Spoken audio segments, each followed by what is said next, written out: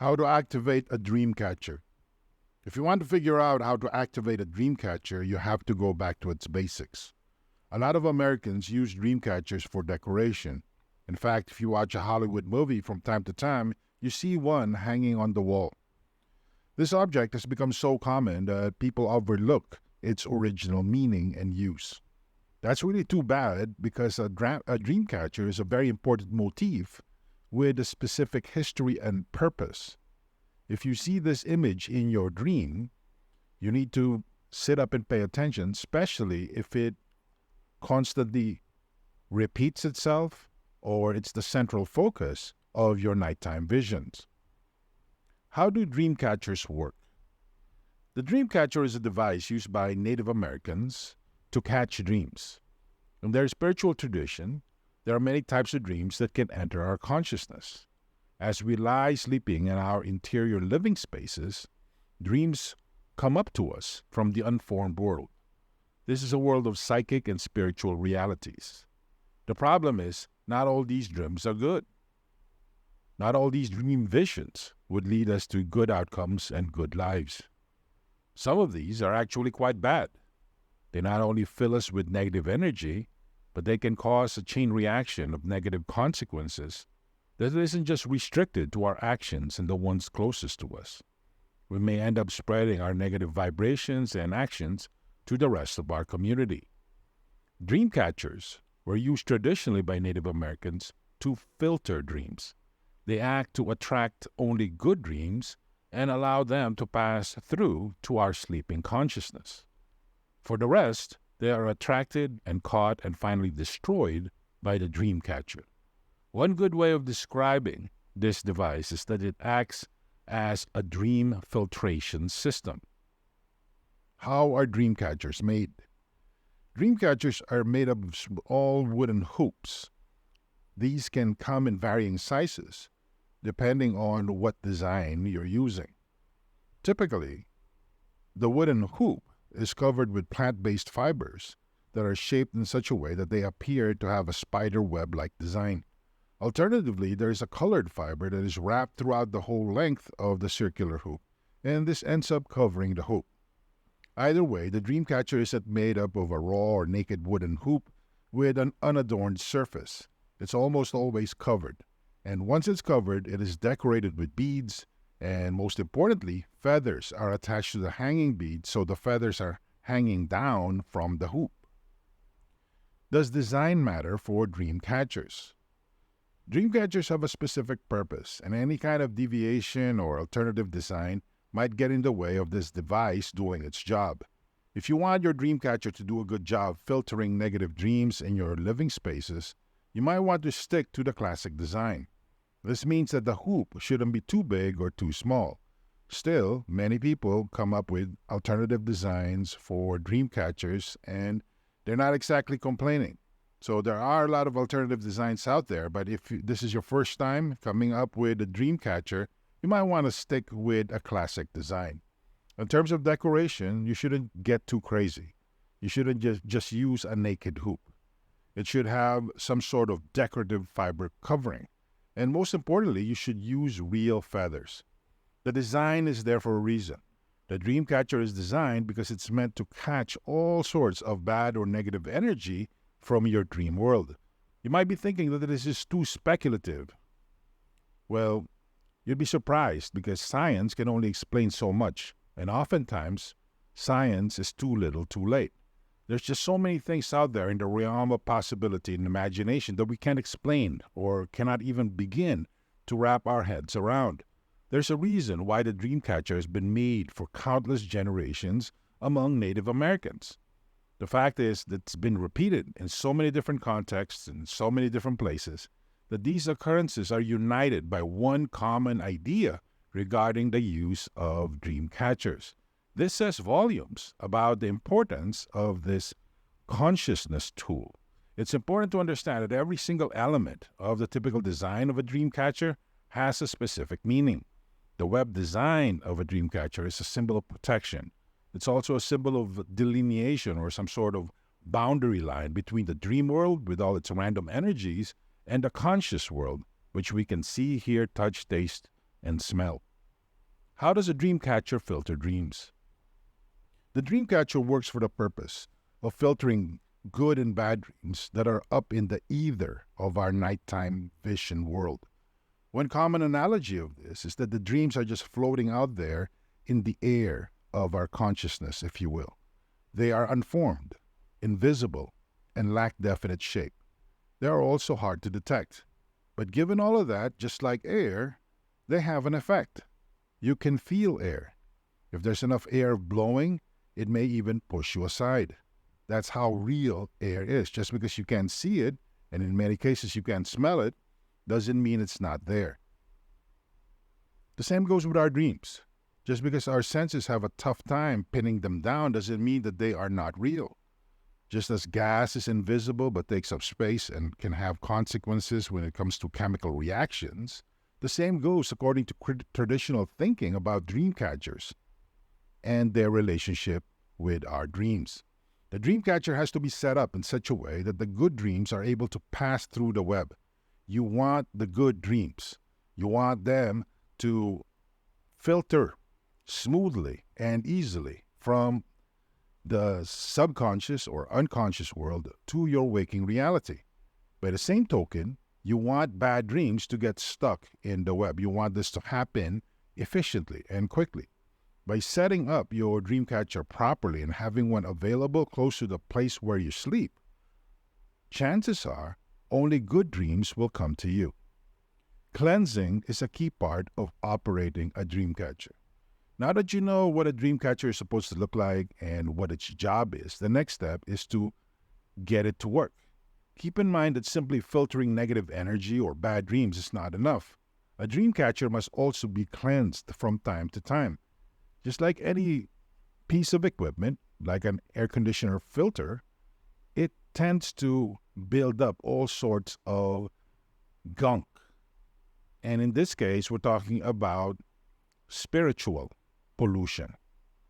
So if it's doing a good job filtering out negative dreams, you have to keep it in good shape because all that negative energy accumulates. And if you're not careful, your dreamcatcher will do a lousy job filtering out those bad dreams because it's already too clogged up. You have to cleanse the dreamcatcher or replace it to make sure that it does its job properly. See below for the steps you need to follow to cleanse a dreamcatcher the right way. Why should you get a dreamcatcher? Having dreamcatchers can help you sleep better at night. At the very least, they have some sort of positive emotional and psychological effect on you. You get this sense of confidence regarding the quality of your dreams. At the very least, you may be thinking it doesn't hurt to hang a dream catcher up, especially if you've been suffering from a lot of nightmares. Also, having dream catchers in your interior space can have an overall calming effect. They can stand as a positive symbol that you can take action on your dream world.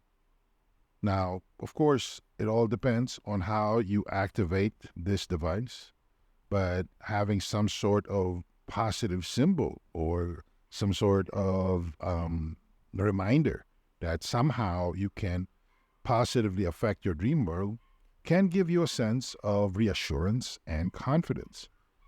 This sense of reassurance can build up over time, so you become more confident and you are able to make more sense of your dream world. This is especially true if you are using a dream journal and you're kind of unsure as to what kind of dream symbols you're seeing in your nighttime visions, and you can quite put your finger on the grand motifs or themes that you are experiencing. Seeing a dream catcher as the last image before you close your eyes gives you some measure of confidence, so you can at least do a better job with your dream journal. How to activate a dream catcher? Dreamcatcher activation is not as simple as you think. Dreamcatchers require a special ritual to activate them. Here are the steps. Number 1, you should place your dreamcatcher in the right place. You can't just put this item anywhere in any interior living space and think that it's going to do a good job. It doesn't work that way. Just because it looks good in that particular spot doesn't mean that it's going to be able to do its job efficiently and effectively. It has to be an area that can be touched by the morning light. It also has to be an area where that is close enough to where you sleep and dream. I can't emphasize the first point enough. As much as possible, the light must be morning sunlight. This is the most powerful and luckiest of the sun's rays. So take a look at the orientation of your house and see if there is a window that gets morning sun.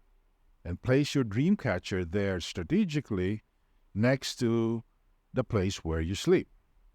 It's important that the sunlight touch the dream catcher because the rays of light will destroy the tangled dreams that are trapped in the dream catcher's web. It also will purify confused dreams or dreams that have toxic as well as positive emotions intertwining through it. If the light doesn't touch the item, the bad dreams can accumulate, and this can get in the way of the effectiveness of the dream catcher and can cause all sorts of problems later on. It's also important that the interior space where the light goes through should be above your bed or should be above the bed of a young person, like a child in your home, because this dream catcher also feeds off the intuitive and curious energies of children, and this positive vibration helps it become more efficient. If you don't have kids in your household, then put the dream catcher in the bedroom of the more creative adult, somebody who is more in touch with their imagination or has a childlike sense of wonder. You're trying to harness that kind of psychic energy. A dream catcher can be indispensable when it comes to kids' bedrooms if your kid is having nightmares or is having a tough time sleeping. If they are in any way experiencing disturbing dreams, it's always a good idea to put the dream catcher directly above their bed, granted that it's also touched by morning light. Number 2, you should do a smudging ritual. To activate a dream catcher, you have to go through a ritual known as smudging. Native Americans use smudging to remind the community about the power of dreams and the role the dream catcher plays in harnessing this amazing psychic, emotional, and cultural power. The smudging ceremony is a great opportunity for Native American communities to get together. But if you're doing this on your own, please understand that this has a long history.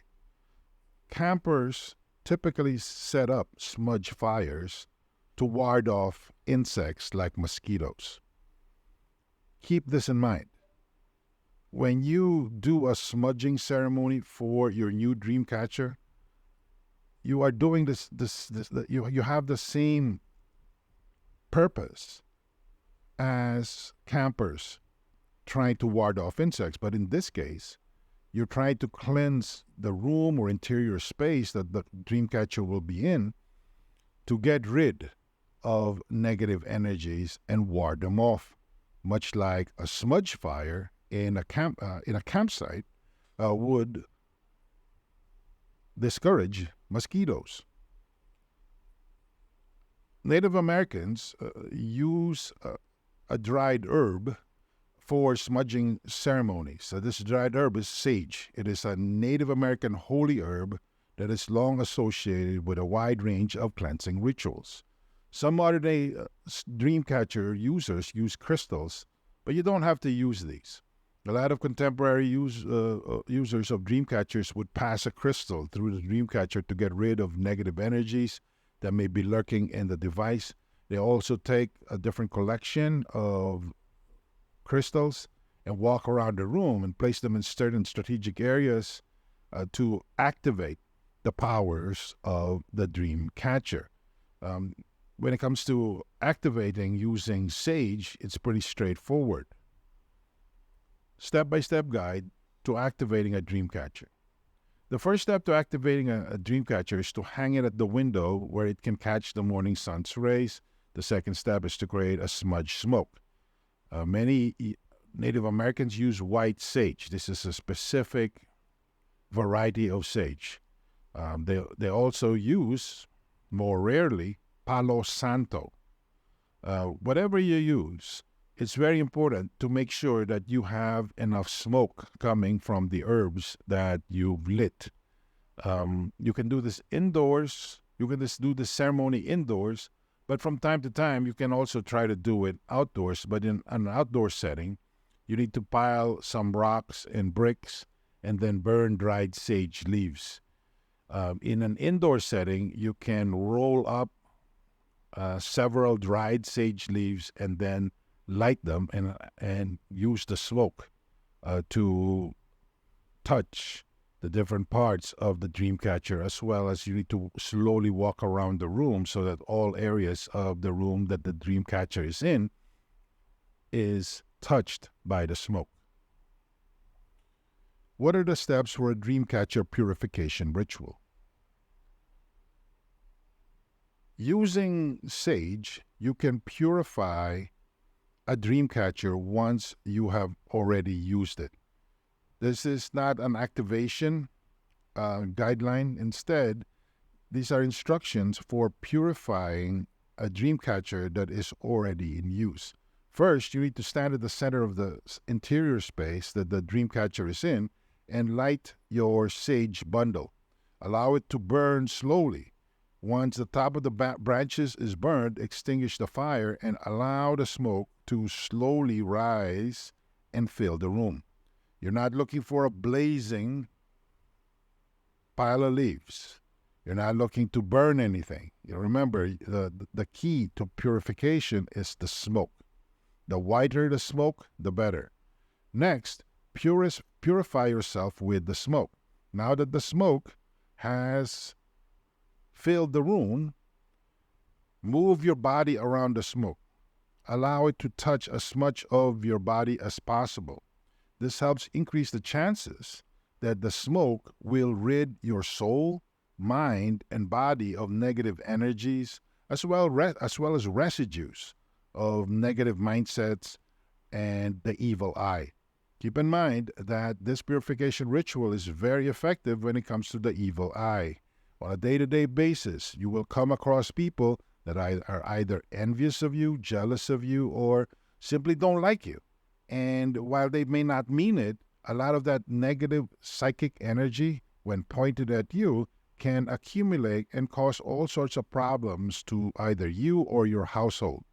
By periodically using a dreamcatcher purification ritual where you allow the smoke to contact your body and you breathe in some of the smoke, this helps rid your soul, mind, and body of negative thought residues laid by other people.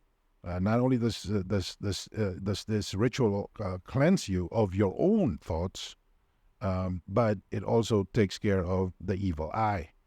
Next, focus on your intentions.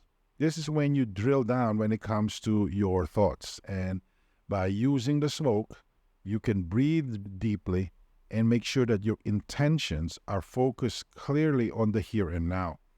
You don't have to say a prayer if you're not very spiritual, but you can say a prayer or a positive affirmation. You can also choose to focus on the silence. Whatever the case may be, you need to be clear about your intention. You're not thinking about stuff that happened in the past. You're not worried about stuff that happened in the future. Allow yourself to be fully present now. That's the level of crystal clear clarity that you would need to help cleanse the dreamcatcher that you've been using all this time, because you need to have it recharge its power.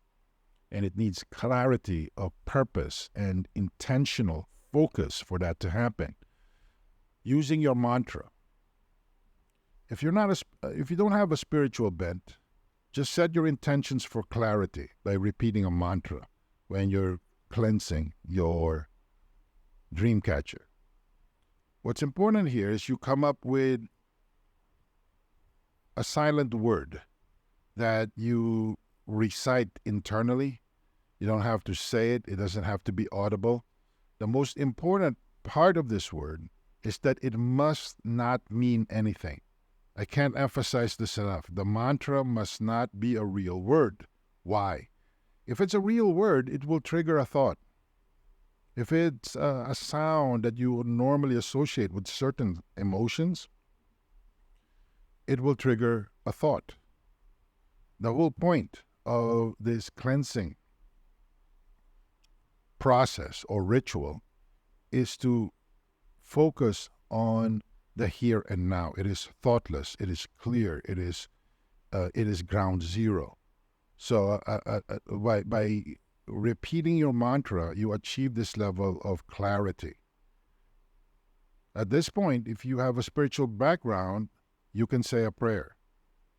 Because once you move your mind from the state of clarity and the dream catcher is in the room, and now you are 100% emotionally and psychologically as well as spiritually present in the center of the room, you can then draw it to a greater outside power.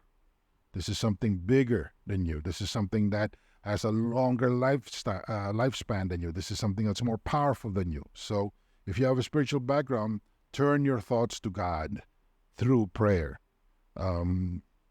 If you're a Muslim, pray to Allah. If you are Christian, think about Bible verses and pray to God the Father. If you are Jewish, pray to Hashem or Elohim. If you're a Christian, focus on Jesus Christ after you pray to God the Father. Directing the smoke. Next, make sure the smoke is still going and the direct smoke through your gestures, following the direction. There are 6 directions: north, east, south, west, upward, and downward. From the pit of your heart, the next step is be thankful. Now that you have directed the smoke in all 6 directions to cleanse the dream catcher, the next step is to practice gratitude. When you practice gratitude, your ego assumes a different shape. Typically, during normal times, we focus on what's going on with us. We focus on what we need to do today, the money that we need to make, the food that we need to eat, the people that we need to deal with, so on and so forth. When you practice gratitude, your mind focuses on other people. You're trying to serve. You're trying to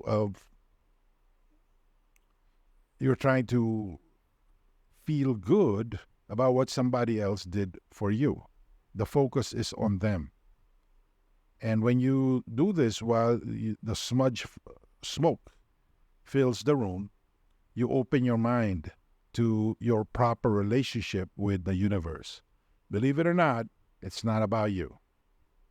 I know it sounds crazy, but life is not about you. You are not the center of your personal universe. There's something bigger out there.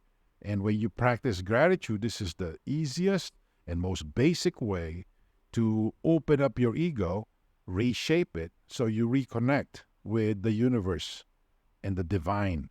This is something bigger and something that will outlive you. It's infinite.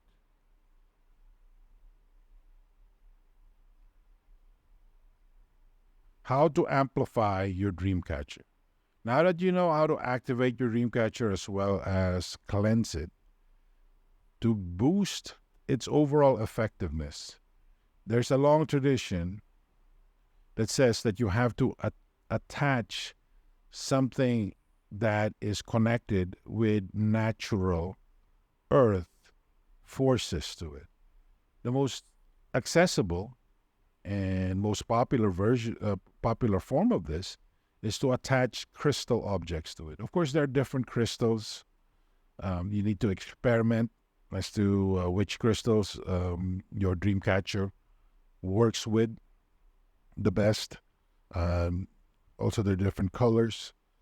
You might want to set up a schedule where you tie different crystals to your dreamcatcher on a 2-week rotation basis. It may well turn out that certain crystal colors and certain types of crystals lead to more powerful dream recall and dream clarity than others. You have to use your dream catcher in conjunction with your dream journal to maximize its power and effectiveness.